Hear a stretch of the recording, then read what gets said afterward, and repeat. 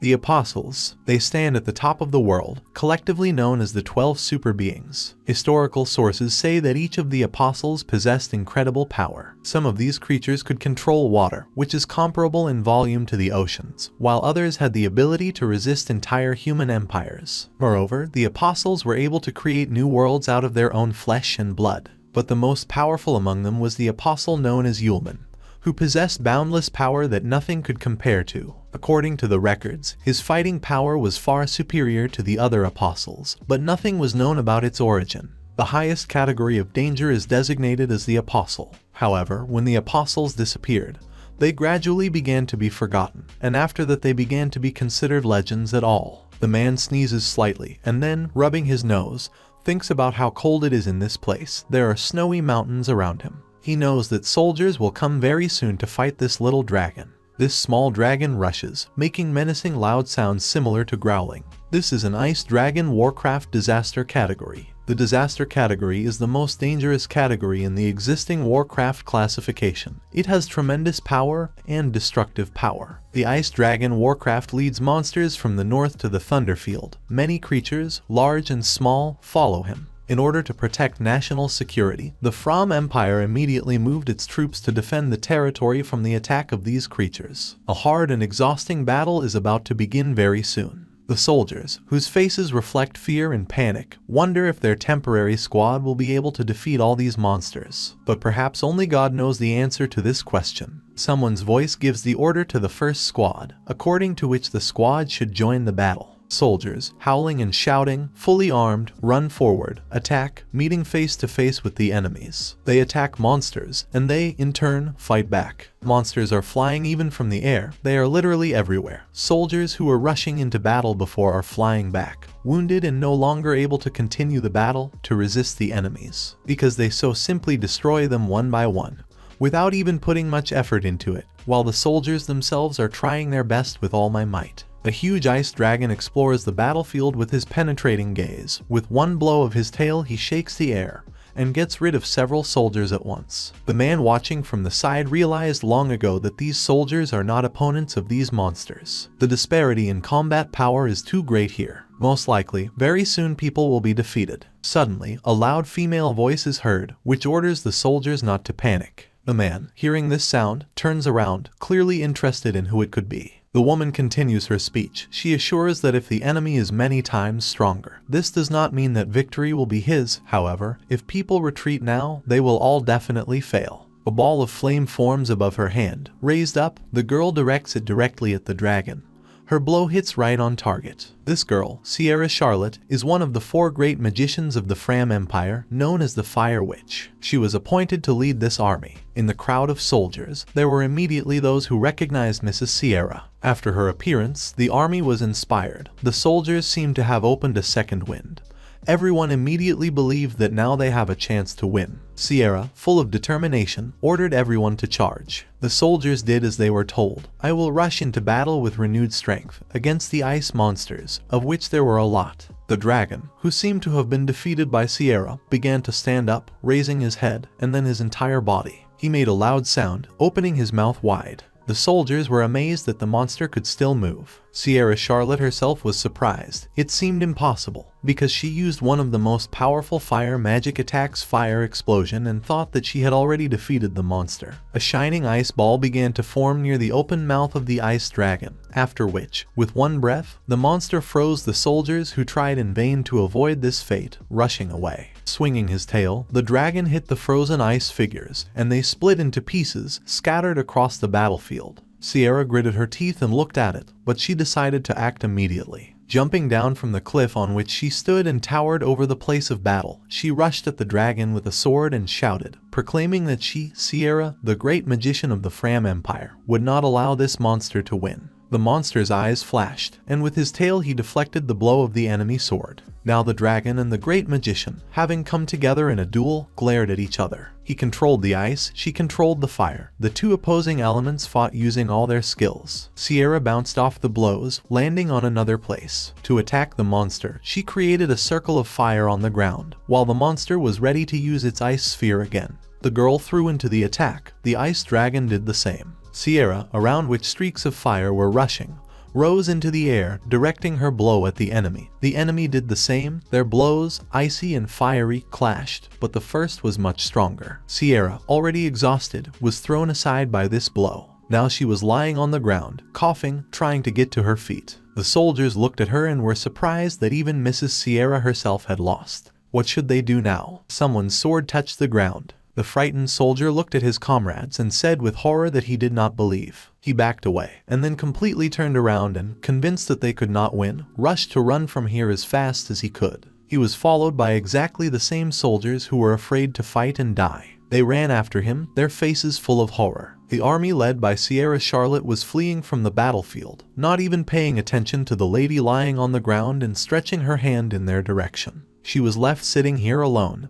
looking at the back of the fleeing soldiers. In places, her clothes were torn and stained with blood. Her arms and legs were bleeding, but she found the strength to stand up. The girl looked angrily at where all her warriors were running. Now she really hated them. A man's voice rang out behind her. The man asked why she did not run away herself, because it is obvious that they have no chance of winning this battle. The girl turned around to see who the man was. The stranger introduced himself as someone who wanted to earn a few gold coins here, and then again reminded him of the question he had just asked.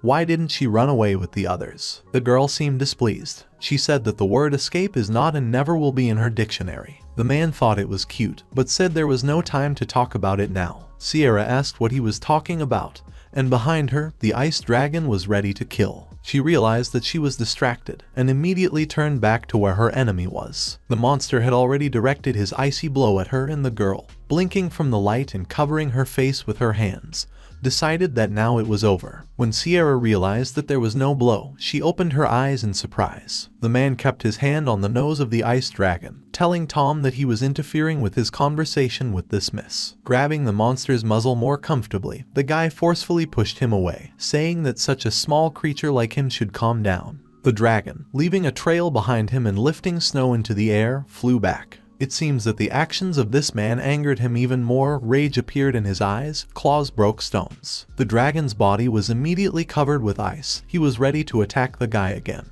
He stretched out his hand forward. Purple circles with some inscriptions appeared in front of her. The guy, smiling, said that this dragon is very naughty, so, unfortunately for the dragon himself, he will be burned. The guy used his magic on this creature and, enveloped in a purple vortex, the dragon screamed. Gradually parts of his body began to disappear, leaving only bones. The guy watched with pleasure. Sierra watched with her mouth wide open. The whirlwind gradually subsided. Soon there was practically nothing left of the dragon, except an ice crystal, which the guy who defeated the dragon took for himself. Throwing this trinket in the air, the guy turned to Sierra, saying that he saved her life, because it would be fine if she went on a date with him at her expense. Sierra Charlotte was sitting on the ground, holding her shoulder with one hand. This guy was able to kill a disaster category monster with one hand. Who is he? Uttering the last words, the girl, deprived of strength, began to fall to the ground, but the guy quickly appeared next to her. He picked her up, who was already unconscious, in his arms. After that, he said that he was a simple mercenary who decided to earn some gold coins. But it was Yulman, the first among the apostles, nicknamed as Limitless. Memories of the ice dragon, of the guy who killed him, made Sierra wake up screaming. Her eyes were wide open, her hands were clutching the blanket, and it seems that she did not immediately realize where she was. A voice rang out in the room. Apparently, this man was waiting for her to wake up and was glad to see him now. She was finally awake. The old man who owned the voice held his left hand behind his back, and he had a book in his right hand, but now all his attention turned to the girl who woke up. It was Asses, the chief magician of the Fram Empire and the director of the Royal Academy. The first thing he asked was how Sierra was feeling, because she had been sleeping for several days. However, the girl herself was more interested in something else. She immediately wanted to know what happened to the ice dragon. Asses closed the book and recommended the girl to lie down, because she needs rest. She should not worry about anything, since the ice dragon has already been destroyed. The old man, looking at the girl, asked what happened after the ice dragon died. Stammering, Sierra said she couldn't remember what happened after that. Ace closed his eyes and took out an object, telling Sierra to look at it. It was some kind of bottle with a purple flame shining inside. The girl stared at the object with excitement, realizing what was in front of her. The director explained that this flame was next to her when they arrived, and it did not disappear even when the girl was unconscious. It was hellfire, a flame that people will never be able to manipulate unless it is. The apostle, Sierra immediately thought about it. The old man said that even though the apostles have been missing for a long time, since hellfire appeared in this battle, they clearly don't know something. He put down the book that had been in his hands all this time, and, heading for the door, praised Sierra for her efforts, told her to rest. He himself did not want to interfere with her rest. Asses stopped at the door and spoke again. From his words, it became clear that the Empire would claim that it was their army, led by Sierra, that defeated the Ice Dragon. He turned to the girl and continued. According to Asses, anything that has anything to do with the apostles causes people a lot of unnecessary panic. So the army of the Fram Empire, including Sierra, just has to accept all the honors and praise for defeating the Ice Dragon. Through clenched teeth, Sierra Charlotte agreed with all the director's words, sitting on the bed and clutching the blanket tightly in her hands. The people in the streets rejoiced. Everyone thanked Mrs. Sierra for bringing them victory. It really was a universal holiday. Yulman was sitting at the table with his hand on his head. He witnessed everything that was happening on the streets and understood that there would be too much noise if his identity was revealed. But he was hurt and annoyed that he would never have the opportunity to see cute girls who would treat him as a hero. And he came to the world of people just to find a girlfriend. He got up from his seat, throwing a small bag over his shoulder. Now the guy was going to leave this city and hide somewhere. Soldiers were approaching the place where Yulman now lived. The guy was already saying goodbye with pain in his heart to his favorite tavern and a beautiful lady at the bar. However, soldiers came inside. The man who was at the head loudly asked who was a mercenary here. The visitors of the inn reacted instantly to this question. All of them immediately pointed to Yulman, who was going to sneak out of here. He thought for a moment that he had been discovered, but very soon the man told about his intentions. It became clear that he had been looking for Yulman for a long time. Now he is here to inform him that the guy was invited to take part in the passing test at the Royal Academy. The tavern immediately became noisy after such news. Isn't the Royal Academy the best academy in the Fram Empire? Someone was unhappy that this guy had only recently come here, and he had already been called there.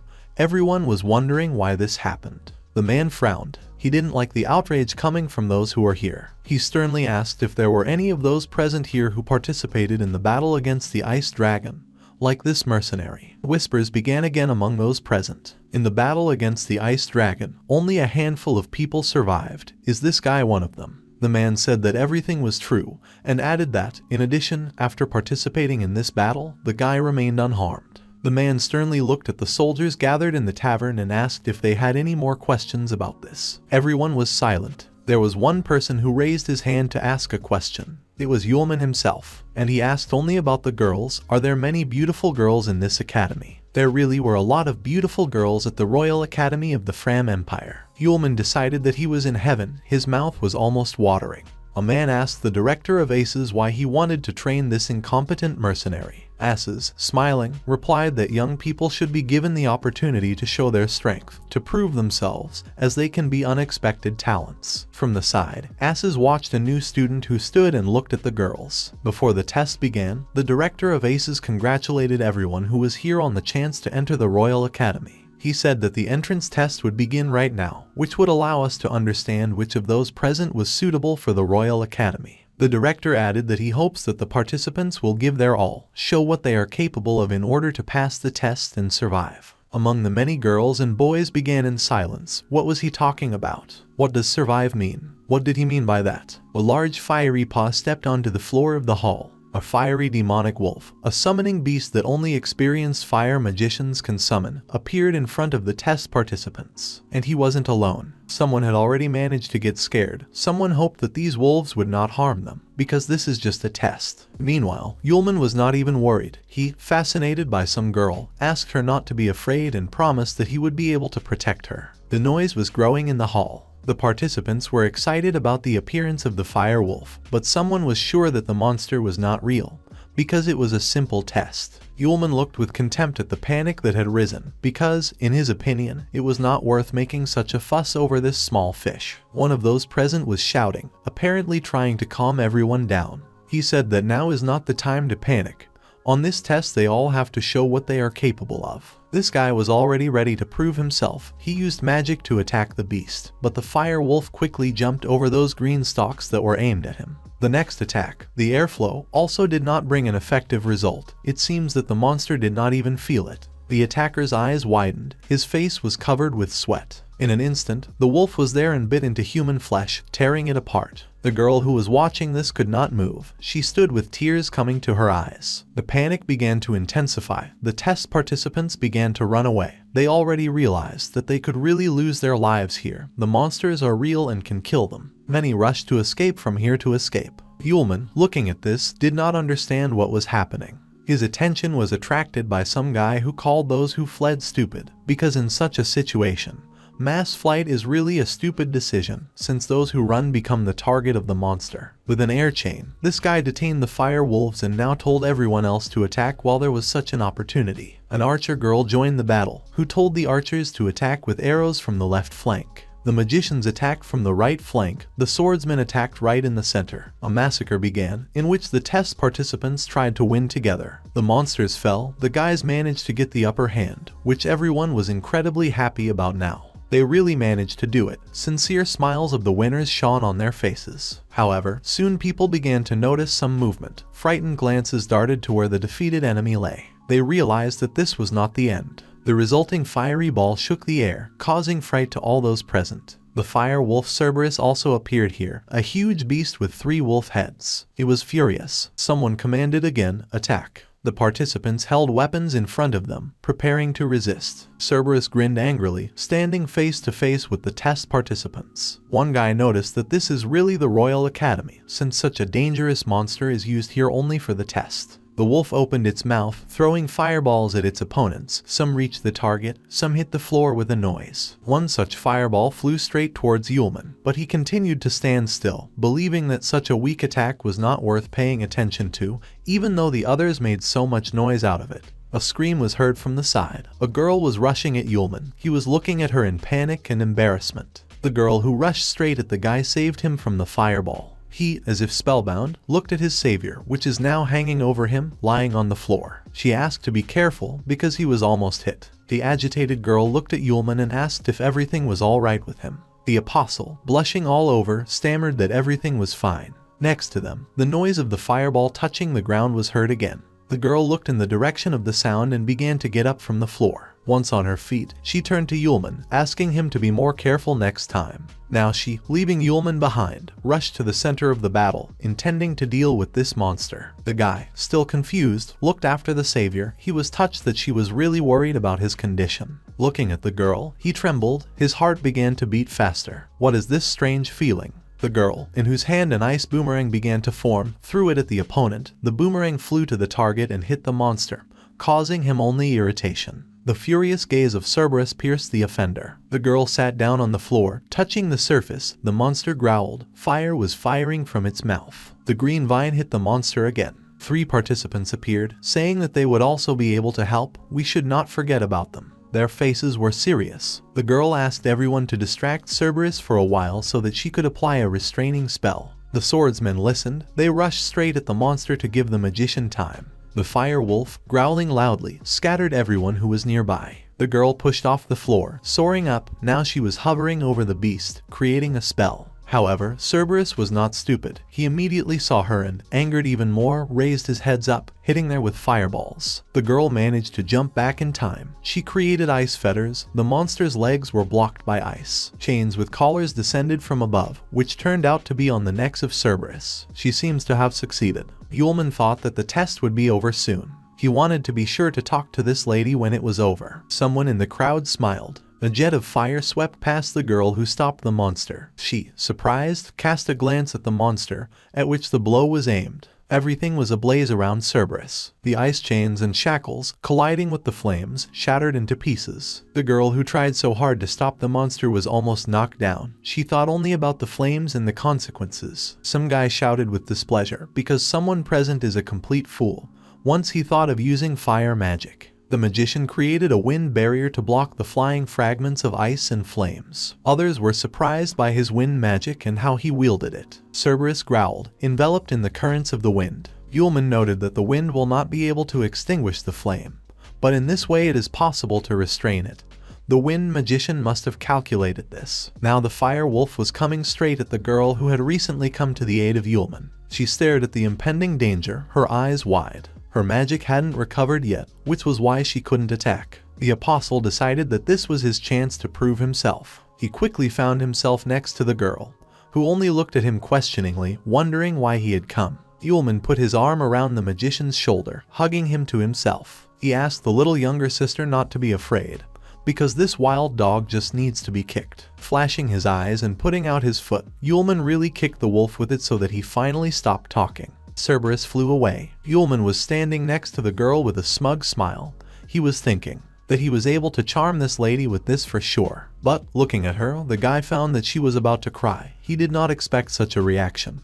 He imagined a completely different one. The apostle hurried to find out from her about this. He asked if she was hurt, fearing that he had touched her when he kicked this dog. The girl with tears in her eyes replied that everything was fine and asked Yulman to let her go. Only now the apostle came to his senses. He felt the softness and elasticity in his hand. The girl, closing her eyes, again asked not to touch her there. Yulman immediately recoiled, raising his hands in the air, as if to show that he was no longer touching her. He began to apologize and say that it didn't happen on purpose. Both stood confused, the girl turned away, and the guy awkwardly scratched the back of his head. Other guys who witnessed the situation said that he caught the moment to touch the goddess, wondered how he managed to approach her, and at the same time envied, wanting to be in his place. After a difficult test for everyone, an announcement thundered, "This is the end of the test." A woman appeared in the hall in front of the test participants, who looked quite strict. She congratulated the guys and said that their test was over. A guy from among those present asked who she was. The woman introduced herself. It was Claire, the deputy director. The students started asking what the hell happened here. The woman asked uncomprehendingly. The student pointed to the dead students, saying that the usual test at the Royal Academy brought so many deaths, was so dangerous. The woman chuckled. The dead students that were lying on the floor began to gradually disappear, moving to the deputy, in whose hands the cards soon appeared.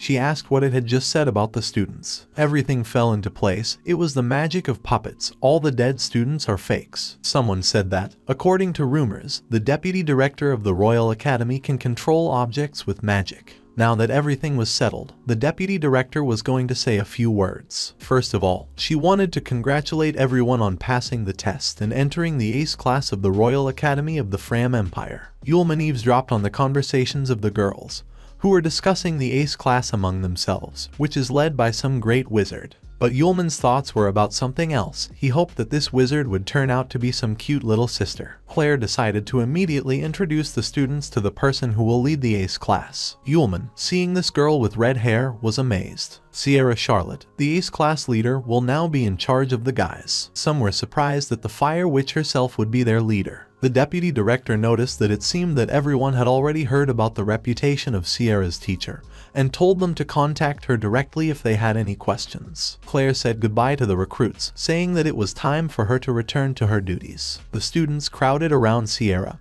asking what they would do now. Yulman, lost in the crowd, tried to be inconspicuous. Sierra, looking sternly at her new students and crossing her arms over her chest, said that they could be free for today.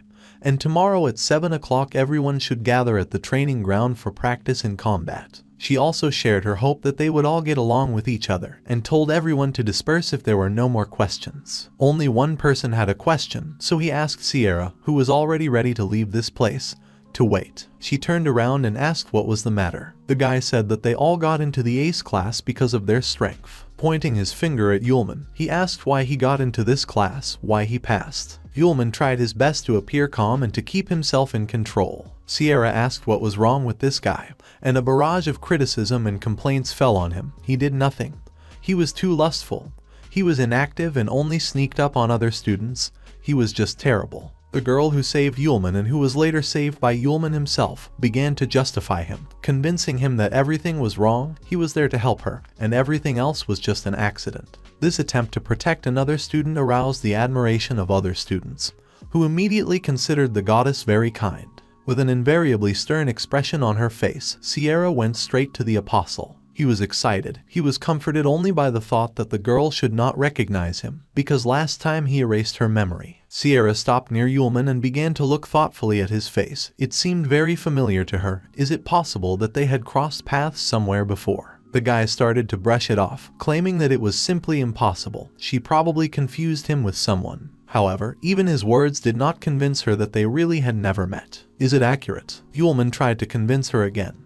This is absolutely certain, because he would remember such a girl, and definitely would not be able to forget her. The other guys were outraged by such shameless behavior. How did this guy dare to approach the Fire Witch herself? One of the students turned to Sierra, saying that she should not allow such a student to enter the ace class. Sierra Charlotte turned to the students, hurrying to calm them down. According to her, she will only temporarily place him in the ace class. She also added that the previous girl explained to them that what happened during the test was just an accident, and he didn't do anything wrong. Besides, he is the only one here who dared to help that girl and stood up against Cerberus. This courage is not like an ordinary person. Yulman was touched. He thanked the teacher Sierra for such a compliment. The teacher herself turned to other students, saying that those who are against her decision, they can try to convince her. There were dissatisfied people, but there were no people willing to argue with the Fire Witch. On the night of the same day, Ace, the director of the Royal Academy, was informed that everyone who participated in the battle against the Ice Dragon got into the Ace class. Sierra and Claire were standing in his office. Sierra confirmed everything that was said by the principal and asked if it was possible that the apostle would be among these students. The director did not answer her question. He only asked how the entrance test went. The deputy reported that there was a student on the test who was able to stand up against Cerberus, but the fact is that no one saw what happened. This disciple was standing right in front of Cerberus, and then Cerberus flew to the side as if his body was out of control. Aces suggested that if Cerberus just flew away, the student could simply use the magic of talent. Talent magic is spells that ordinary magicians will not be able to use. Only a few capable magicians can use them. Talent magic is the rarest kind of magic. Sierra wondered if that was really the case. The director told the girls not to think too much about the apostle. It was already quite late, so he told them to go back and rest. The girls bowed and said goodbye to the director, asking him to go to rest too and wishing him good night. The door slammed shut behind the girls. Aces was left alone. He pulled out the cabinet of the table, where there was a hellfire in a bottle, the one that was found near the Sierra on the battlefield with the Ice Dragon. The director picked up this object and just looked at it, sighing. In the morning, Yulman walked through the territory of the academy and complained that he had to get up so early. He was not at his best and, yawning, complained of wanting to sleep. However, despite his fatigue, the guy quickly perked up when he saw the girl ahead. It was yesterday's little sister. Yulman's eyes sparkled. He realized that now was the right time to talk to her. The guy started running, greeting the girl on the way. He seemed determined to talk to her, his face a little flushed with embarrassment. Hearing a man's voice, the girl turned towards the guy, completely hitting him. He already felt like in paradise and almost fell off his feet. When Yulman came closer, the girl, straightening her hair, asked what he wanted from her. The apostle spoke again about the situation that happened at yesterday's test, repeating that it was an accident. The girl was embarrassed, and then remembered that she had to thank the guy for yesterday, because she could not have escaped from that monster. But, according to her, everyone misunderstood the situation. Yulman said there was nothing wrong with that, because he wasn't worried about it at all. The girl smiled sweetly, and then said that she still did not know his name.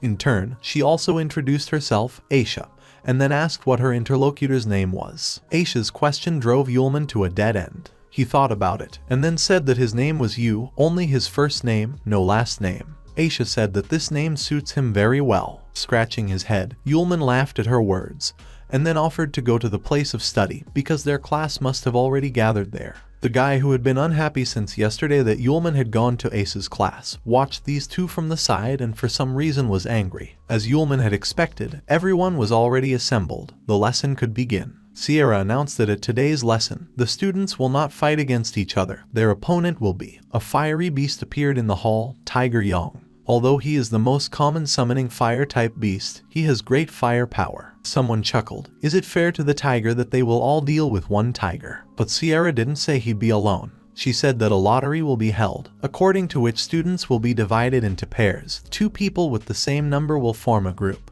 and within an hour, the couple must defeat the monster. The lottery started. Yulman got the number 7, which upset him because fate does not favor him. His number did not match Aisha's number. Her number is 1. Aisha's partner approached her. It was the same guy who disliked Yulman. He bowed, saying that he was very lucky, because he could unite with her. He introduced himself as Kyle, the eldest son of the Ballet family. Aisha replied that they didn't have much time, so they should first discuss the battle strategy. Kyle confidently said that, compared to the others, one person would be enough for them to defeat Tiger Young, so he volunteered to deal with it for her. Aisha wanted to object and seemed upset, but Kyle had already turned around and was walking away. His thoughts were occupied with the fact that with his strength and the strength of the Ballet family, he would deal with Tiger Young, and then this girl would take care of him. Now Kyle was standing in front of the fire tiger, who had already seen his victim in him. But for the guy, this monster was a small animal. He attacked him with a wind blade. Sierra watched what was happening, drawing some conclusions for herself. Kyle's talent magic is a broken limiter. It can increase the outgoing magic attack by 1 level. Now it seemed that along with the effect of the increase, his attack level had increased to intermediate, or even advanced. The fire tiger clawed the floor and glared at the boy, spewing fire from his mouth. Gathering his strength in his hands, Kyle, calling the tiger a pathetic insect, attacked him again. After the blow, a reaction followed. The air clashed with fire and enveloped the enemy. The other students were almost blown away from their seats. Such a strong wind was raised. Smiling, Kyle said that, as he said, he dealt with it quickly. The guy went to Aisha, saying that this training was very simple. Aisha didn't seem cheerful. She looked behind her partner's back, and then said that the monster was right behind his back. Kyle turned around. The tiger, eyes flashing, flew straight at him with its mouth open. It seems that the guy did not expect such a turn, because he was quite surprised. The animal knocked the guy to the ground, hanging from above, which caused Kyle's displeasure, who began to scold this beast. The tiger opened its mouth and breathed flames on Kyle. Other students were agitated. Someone was addressing the teacher. Sierra, frowning and thoughtful, silently watched. Kyle, using magic, threw the tiger away from him. He flew to the side. The guy got to his feet. Now he has definitely won. All battered and dirty, the guy apologized for the trouble and said he wasn't going to die here. Kyle returned to Aisha, asking how she liked his battle with the tiger. He added that their team should be the first to cope with this task. Sierra turned to the 2 students standing opposite each other and congratulated them, saying that they were the second of those who completed this task. Now they were allowed to rest. Kyle was stunned by this news. He asked again, "Are they second?" It seemed impossible, so the guy started protesting. No one could do it faster than he could. Here, in his opinion, there is clearly some kind of mistake. Sierra stood her ground. It's not impossible. She pointed out to the first team that she had finished the test. They have already completed the task and were 1 step ahead of the second team. Kyle was even more puzzled when he saw which team he was talking about. Yulman and his partner sat next to the tiger and were touched, stroking him like a little pet kitten. The observers also looked at this sweetness with joy. 15 minutes ago, Yulman stood upset and could not believe that he was so unlucky. A girl addressed him. He turned around, looked at her and asked if she was talking to him. The girl said that she also has number 7, because they will be in the same group. She immediately introduced herself. Her name was Augie. Yulman did not answer her, and she was not happy with such a reaction. Yulman's head was occupied only with Aisha. Her name flew from his lips. Augie, getting angry, called the guy a freak and, clutching her weapon in her hands, decided to teach him a lesson. Jumping up, she swung and was going to hit this insolent man who completely ignores her. Yulman, stopping the girl's weapon with 1 finger, said he could hear everything.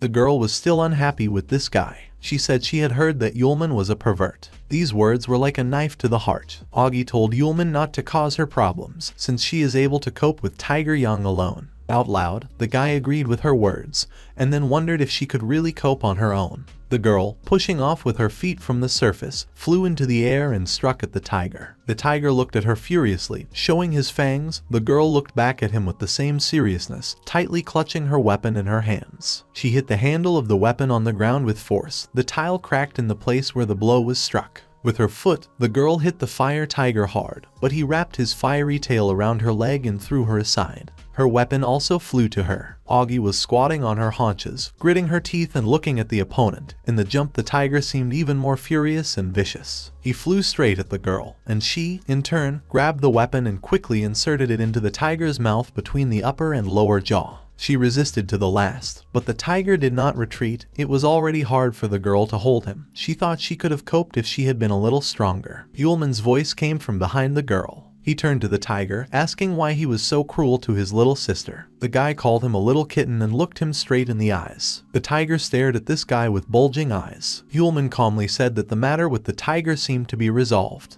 Augie did not immediately understand what he was talking about and then looked at the tiger. There was nothing left of the furious beast. Now he was a friendly and cute kitten. Pointing her finger at the tiger, Augie screamed, asking what happened to him. Sierra noted that the most difficult way to defeat a monster is to tame it. Aisha said in surprise that this was the first time she had seen a person do something like that. Only Kyle was unhappy with this arrangement. Is this a joke? The thought was spinning in his head that he was fighting, and Yulman was just lucky to meet a harmless tiger. Now, when Yulman and Augie were making out with the tiger, Kyle decided to voice his thoughts.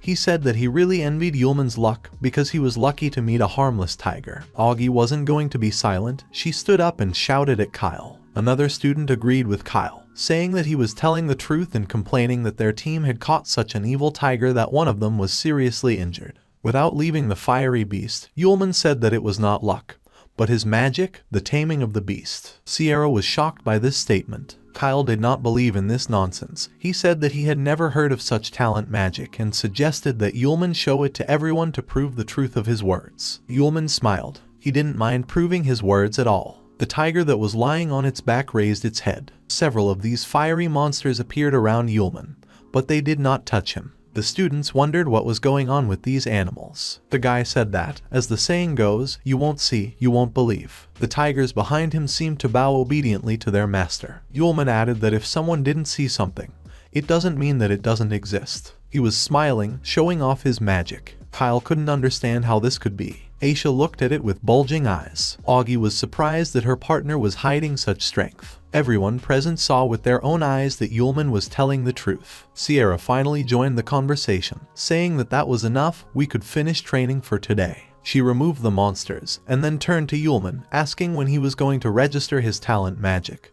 because it has not been registered yet. The apostle said that no one asked him to do this. Sierra apologized to the students and said that the situation was urgent, so she needed to go to the academic affairs department to bring in new information. Sierra was already leaving. With that, the training came to an end. Now everyone could be free. Yulman was looking at her back. He was thinking that once, fortunately, he had read one of the human novels, in which there was the magic of talent, taming, because Sierra should not suspect anything. A bright sunny day. There were a lot of people scurrying around the academy. Yulman was standing in the company of Aga and Aisha. Augie slapped Yulman on the back and, calling him a pervert, said that she did not expect him to have such strength. It was commendable. Yulman indignantly asked not to call him that, because he is not a pervert at all.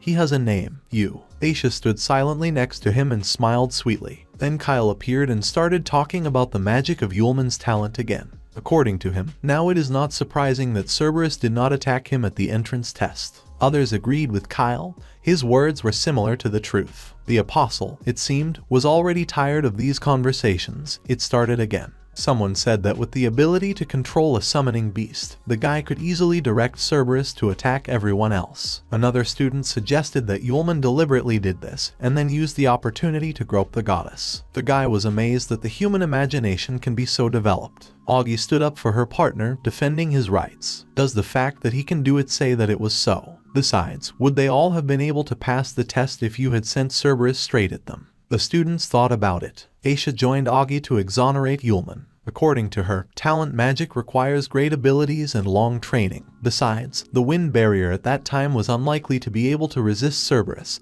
and you saved her in time. So she is very grateful to him and hopes that the students will no longer make erroneous assumptions. Kyle was hurt because of the girl's words that the wind barrier would not be able to resist. He clenched his hands into a fist. His anger was at the limit. This girl, in his opinion, is lying to help that freak. Yulman didn't need anything else. He was melting from Aisha's kindness and from her words. Augie, who also sided with and defended you, was deprived of attention. Someone knocked on the door of the director of the Royal Academy. Aces, let me in. Sierra rushed in impatiently, claiming that she had found him, a man with the magic of the taming talent. The director, who was sitting at the table in front of an open book, was very intrigued by her words. The first thing the principal asked was how strong the beasts could be controlled by the student in question. Sierra didn't know the answer to that question herself yet, but it looked like this student could instantly tame a Cerberus-type beast. The director of Aces said that Sierra should find out as soon as possible. Yulman, Augie and Aisha were together now. Augie, stretching tiredly, was annoyed that the rest time ended so quickly. Checking the notes, Aisha thoughtfully said that it seemed that today they would be going through history. Yulman didn't understand, so he asked again. Aisha replied that, according to rumors, this is a subject that deeply studies many major historical events. Yulman hoped that they would not talk about the cities that he had bombed. Augie noticed teacher Sierra. The other two also looked at her. Yulman had a bad feeling. Strictly, Sierra said that Yulman needed to go to the court tower with her. 4 beautiful girls were depicted on stone columns inside the courthouse tower. That's where Sierra brought Yulman. They came to the center of the hall. Yulman, laughing, asked why Miss Sierra brought him here. Sierra was going to ask the guy something. Sierra Charlotte said she would only ask him once if he would become a disciple of the Fire Witch. Yulman did not expect such an offer, and Sierra was sure that no one would refuse to be a disciple of the great imperial magician. However, there was one who refused. It was Yulman. The offer was not to his taste. Sierra, apparently not immediately understanding the answer, already ready for his consent, smiled automatically and asked to wait a minute. And then the realization came to her. He refused. At first she asked again, and then she screamed loudly at the whole hall. Pointing at Yulman with her finger, she asked if he had really just refused. Yulman answered honestly and seriously. He is here only to find a wife. He is not here at all to become someone's student and work hard. And then an idea came to him, which he voiced. There is no rule that would prohibit a student and a teacher from getting married. Sierra immediately told him not to even think about it. The guy sighed sadly, regretting such an instant rejection. Sorry. In that case, he was ready to just leave the tower and told Sierra to forget about taking him as an apprentice. Sierra gritted her teeth. How does he think to find a wife with his status? These words struck a chord, so he stopped. Sierra invited him to remember how he lived before he got into this academy. Memories came flooding back immediately. When Yulman first came to the world of people, he found that the price tags here were more than the records of the apostles. Even the cake was too expensive for him. He also faced a large commission. Yulman imagined what would have happened if he had returned to the old days. Aisha would have run away from him.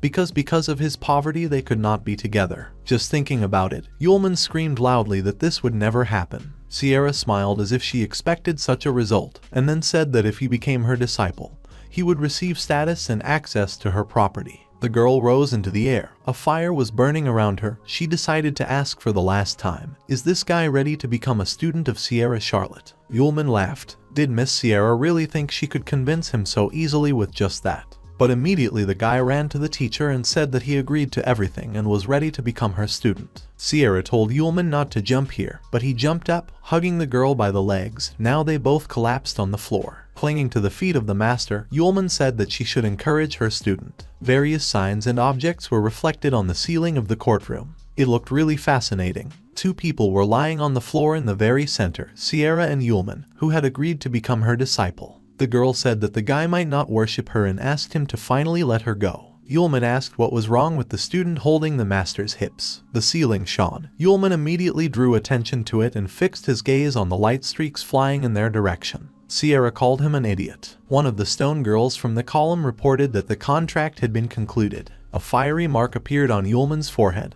He immediately touched this place and said that there was something strange on his forehead. Sierra clenched her fist. She seemed angry. At the same moment, she grabbed Yulman by the collar and asked if he knew that when a contract is signed between a master and a disciple, the mark of the contract appears in the place where they touched. Yulman said that the girl did not warn him about it. She released him and sighed. Holding her head, she closed her eyes and said that, in any case, this label does not appear just like that. Only now did Yulman realize that Sierra's mark was now on her hip. The academic canteen was noisy. The guys were discussing the latest news. Teacher Sierra had summoned you to the court tower, and he didn't seem to have returned from there yet. Augie and Aisha were sitting at the same table and looked like something had upset them. Augie said that in the court tower, the Royal Academy judges and punishes students. Aisha was upset because Yulman had done nothing wrong. Kyle just laughed at this situation. He said that apparently Yulman lied about his magic talent taming, and it was discovered. Glancing at Augie, he added that it seems that the lower strata are worried about each other. Yulman must have been expelled yesterday. After all, the dregs remain the dregs. Augie was furious. She yelled at Kyle, asking what he was talking about. Aisha tried to calm her friend down, but Kyle did not let up, saying that there was nothing surprising in her behavior, because she was the same trash as Yulman.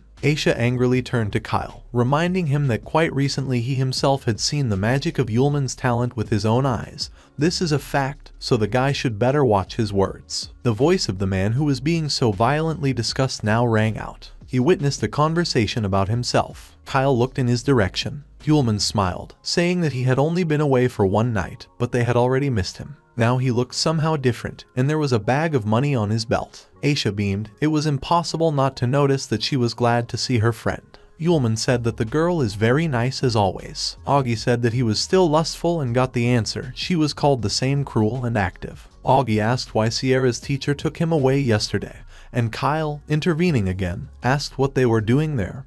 He must have been expelled from the academy. Aisha excitedly said that none of this was true. Yulman smiled smugly, saying that nothing had happened, except that Master Sierra had signed a contract with him. Have they signed a master and apprentice contract? Even ordinary passers-by were shocked, not to mention Augie, Aisha, and Kyle. The apostle took a step forward, showing others the mark, which was supposed to be proof that he was not lying. Talking about the contract of the master and the disciple with the teacher Sierra, Kyle chuckled again. He said that even if Yulman has the magic of taming animals, he was just lucky that there were animals on the test. If it had been different, would he have got into the ace class? Kyle Bollet suggested that Yulman try to fight him. Aisha intervened, angrily saying that even if so, Yulman still has talent magic. She is strong enough to enter the ace class. The apostle was touched by his defender. She wanted to say something else, but Kyle rudely interrupted her, using wind magic. Augie was shocked, and Yulman was angry. Kyle told the girl not to get into someone else's conversation when she wasn't asked to. Augie immediately ran up to her friend, asking if she was okay. She said that everything was fine and asked not to worry. Yulman asked again about Kyle's offer to fight him. Smiling sweetly, he agreed to it. With a twinkle in his eyes, the apostle expressed his hope that Mr. Kyle would be gentle with him. Kyle and Yulman were standing opposite each other, each of them looking directly into the eyes of the opponent. Crossing his arms over his chest, Yulman first of all asked about the rules. What conditions will their duel have? Kyle said that he would release the maximum of his magical energy and strike. If Yulman survives, he wins. If he loses, he will have to immediately leave the ace class. Augie was angry. This Kyle is so mean. There is not a single monster there now, and it's not at all fair to you, whose magic is animal control. Aisha just watched in silence. Yulman noticed that Mr. Kyle looked confident. He smiled. Air currents began to appear around him, and then a sword formed in his hand. This weapon attracted the apostle's attention. Aisha jumped up from her seat, saying that this could not be, and stared at Kyle and the sword. Augie excitedly asked what was the matter. She told one legend, according to which one day the ancestor of the Bollet family received as a gift from the king of the elements countless amounts of gold and silver, as well as one of the rarest treasures. If Aisha's memory does not fail, this sword is called Excalibur. Yulman told Kyle that he had a very interesting sword. He offered the guy this. If he, Yulman, loses, he will not only leave the ace class, but also leave the academy itself. Kyle was pleased. He said with a sneer that Yulman finally realized that he did not belong here. But Yulman continued to voice his conditions. If Kyle loses, he will have to give him his sword. Kyle was taken aback. Augie, who was watching from the side, shouted that Kyle was not an easy opponent,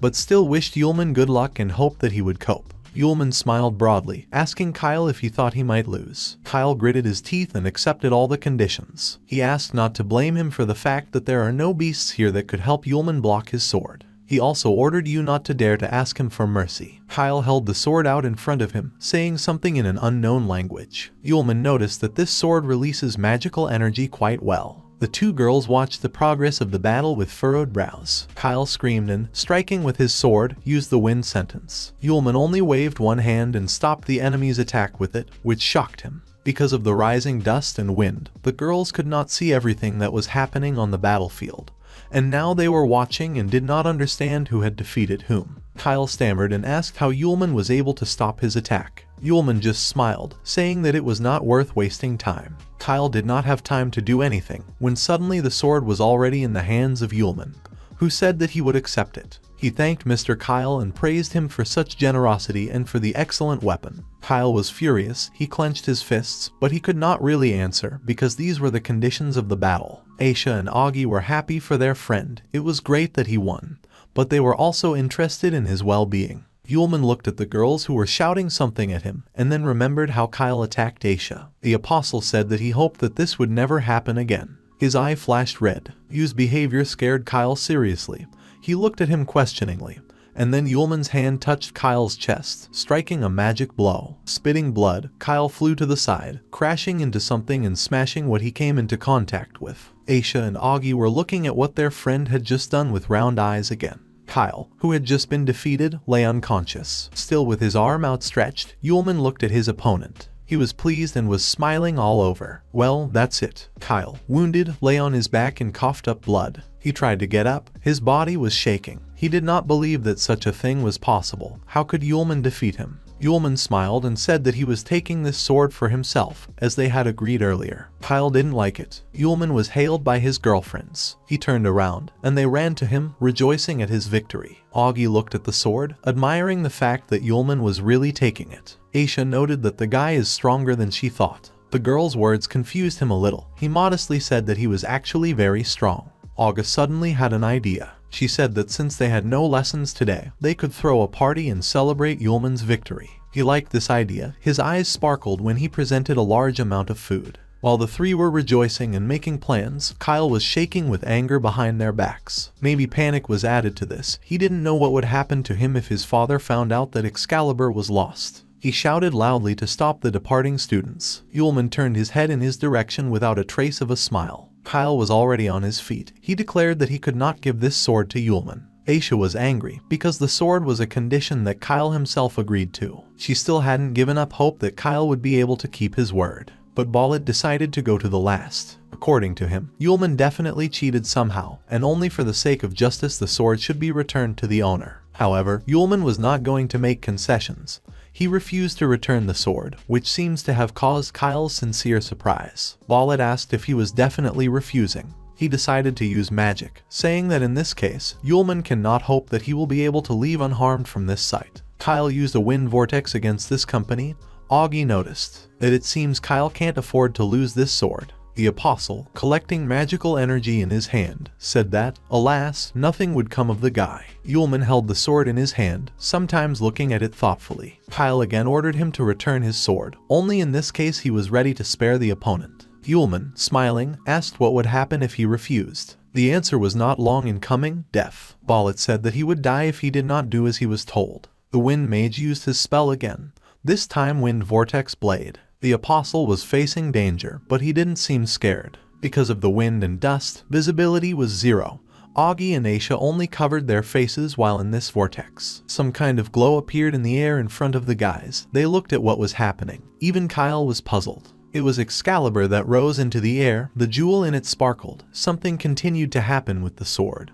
All this was accompanied by a dazzling glow, because of which the girls covered their eyes. Yulman watched curiously, standing very close. In place of Excalibur, a girl with long green hair appeared. Not a trace of the sword remained. The girl sat down on the ground and introduced herself. Her name is Sylph. She got down on one knee, bowing before Yulman, and announced that she, the sword of the King of the Elements, welcomes the new owner. Augie thought she misheard. Did this girl really just say that she was the sword of the King of the Elements? Aisha and Kyle were just as shocked as Augie. The girl who appeared in the place of the sword knelt before Yulman, introducing herself and greeting the new owner. Yulman, interested, immediately guessed that Sylph was the spirit of this sword. Sylph confirmed his words. Yes, she is actually the spirit of Excalibur, according to the agreement of Yulman and Kyle. Now she, the sword of the King of the Elements, will belong to the new owner. She hurried to find out what her master wanted. Augie concluded that it was not surprising that this sword was considered a precious treasure, since it even had a spirit. To begin with, the apostle asked Sylph to get up from her knees. She immediately obeyed. Kyle, enraged, said that only he himself is her real master. Sylph looked at the guy indifferently and said nothing. Kyle kept yelling. He was sure that he definitely wouldn't have lost if the sword's spirit had shown up earlier. He ordered Sylph to return back to him immediately. Augie was amazed at the shamelessness of this guy. How could he even say such a thing? Aisha also looked without much pleasure at everything that was happening here. Yulman turned to Sylph to find out if she wanted to return to her former master. The answer was given quickly and without much thought. No, she didn't want that. After that, she explained her decision. Firstly, conditions were agreed at the beginning of the duel. The old owner put her on the line and lost. Naturally, Sylph changed her master. Secondly, it is up to her to decide whether to change the owner or not. Kyle wasn't satisfied with her words, they were out of his ego. Yulman sternly said that now that Sylph had clarified everything, he was asking Mr. Kyle to stop humiliating himself even more. Kyle's displeased gaze never left his opponent. Meanwhile, Yulman decided to apologize to Sylph for using her as a bet. Ono bent down, stroking her on the head. The apostle also asked if she would help him in the future. The girl was taken aback, and then smiled and gave a positive answer. Of course she would help him. Kyle couldn't calm down. He laughed, saying that they shouldn't underestimate his strength. He decided to use magic again,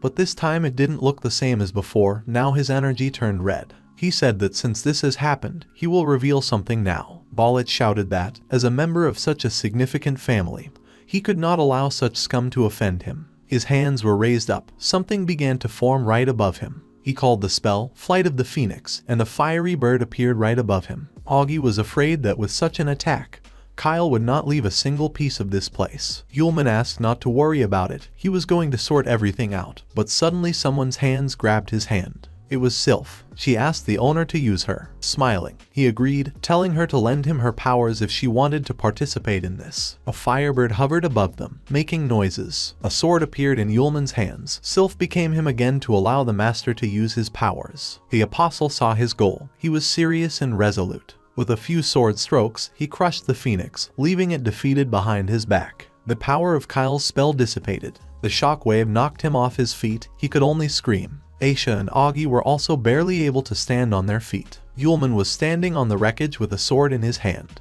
His friends were now standing nearby, looking around. Kyle Ballet, wounded and defeated for the umpteenth time, lay on the ground and said that it was all over now. Restaurant. It was crowded inside. Students were sitting at the tables studying the menu of the institution. Aga also had a menu in her hands. She joyfully proclaimed that the victory over Kyle was being celebrated now. 4. Yulman, Sylph, Augie and Aisha were sitting at a table that was bursting with various treats and dishes, among which there were sweets. Sylph looked at it thoughtfully, because she had never seen such food before. Aisha said that Sylph should definitely try something here, because the food prepared in this restaurant is very tasty. Yulman's hair stood on end. He decided that now he had a chance to conquer Aisha's heart, and this chance should be taken advantage of. The guy asked if Aisha knows how to eat so that it tastes better. Aisha suggested that you need to eat everything while it's warm. Yulman's eyes sparkled, because he had his answer ready.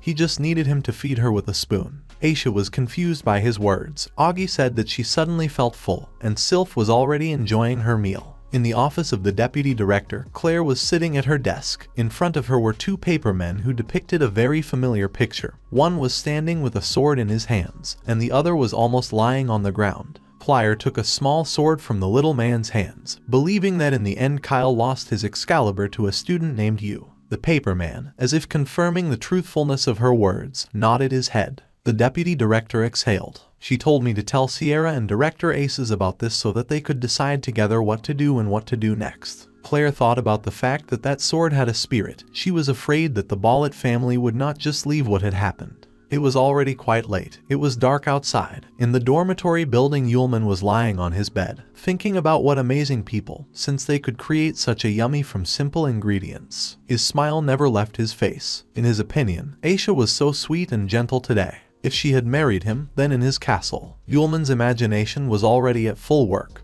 He fantasized how Aisha was sitting with dessert in her hands, asking if he was hungry, because today she cooked him his favorite food. And after that she was interested in what he wanted to eat first, the dish or her. The apostle was tumbling from side to side on his bed, repeating the name of his beloved. Sylph saw all his throwing. She sat touching the edge of the bed, noticing that her master seemed very happy. The girl appeared so suddenly that she frightened Yulman with her appearance. He jumped up, pulling the blanket over himself. Sylph drooped and immediately apologized, explaining that she suddenly felt strong fluctuations in the emotional state of the owner, and therefore appeared without permission. The apostle hastened to calm her down, saying that everything was fine. She just had to tell him next time when she decided to appear before him in human form. He stroked her head again. Sylph agreed with all his words, and then asked why he was so happy now. The guy replied that he was so happy because spring had come to him, and everything was boiling inside him. Sylph noticed that this is very similar to the desire for physiological needs that she knows about.